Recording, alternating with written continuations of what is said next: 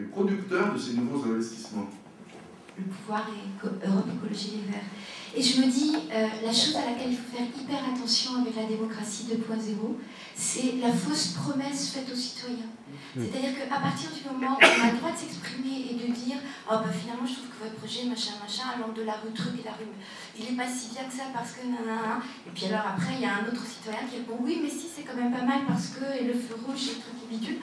Et on mettrait bien un peuplier, ben non, le peuplier, c'est pas bien, il voudrait bien, etc. etc. » Je pourrais faire le sketch longtemps. Au bout d'un moment, les gens qui sont en situation de décision, il faut bien qu'ils décident, il faut bien qu'ils actent quelque chose.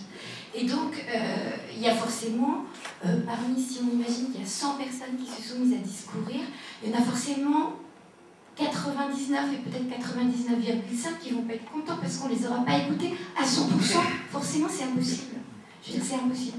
Donc, je pense que quand on crée un site comme ça, et moi je suis intéressée pour essayer de le faire, peut-être qu'un des paramètres qu'il faudrait, enfin un des critères au moment de la création, c'est de ne pas faire de fausses promesses aux citoyens. C'est-à-dire de dire, voilà, on crée ce site, on crée cet outil pour cet objet-là, et donner les règles du jeu, et dire d'emblée de jeu, on ne va pas aller au-delà d'eux. Sinon, on va créer, avec la démocratie 2.0 ultra ouverte, on va créer très très rapidement, parce que forcément ça va très vite par définition, l'effet inverse, c'est-à-dire qu'on va créer des frustrations énormes et qui au plan politique seront probablement catastrophiques.